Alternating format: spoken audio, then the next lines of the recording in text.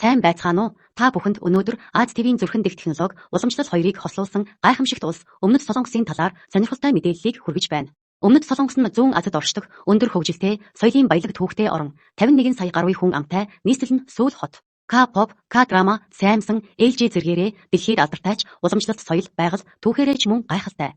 Үндэсний уламжлал Солонгос үндэстний бахархал бол хамбок гэх уламжлалт хувцас, төрөл бүрийн өнгө хээтэй хамбок нь баяр ёслол, хурим найранд өмсдөг бөгөөд гоо үсгэлэн энгийн даруй байдлыг илэрхийлдэг.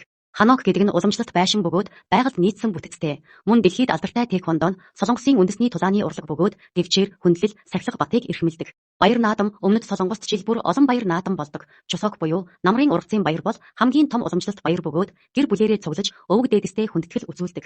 Үндэсний хоолоороо мөн алдартай бөгөөд догвуг, бибимбап, кимчи, панчин, кимбап зэргийг мэдэхгүй хүн тун ховор билээ. Солинол буюу шинэ жилийн баяраар хамбок өмсөж, уламжлалт хоол идэн наснуудаа хүндэтгэх ёслол үйлддэг.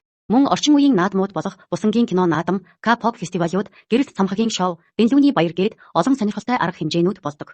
Заавал очиж үзэх газрууд Сөүл хот 30 хороолол, Гёнбокгүн ордон, Пусан гамчин урлагийн тосгон, Далайн эрэг, Хёнд наран шарлагын газар, Кёнжу Аз ТV-ийн музей. Гэгддэг эртний нийслэл Чижүү, арал халуун уур амьсгалтай, байгалийн гайхамшигт арал намсан, цамхаг, Лотте тавр, К-pop хөгжмийн музей, тусгай сэдэвт, кафе, гудамжууд зэрэг нь залуусын сонирхлыг их татдаг. Мөн архины соёлоороо алдартай жишээ нь Ахмадаа хүндэтгэн 2 гараараа өгч хүртэхдээ баг зэрэг нүрээ буруулдаг. Тиймээс Өмнөд Солонгос бол шинэ ба хуучныг хослуулсан соёл технологи, байгал, түүхийг зэрэг мэдэрч болох аяллаа гайхамшигт орон юм. Баярлалаа.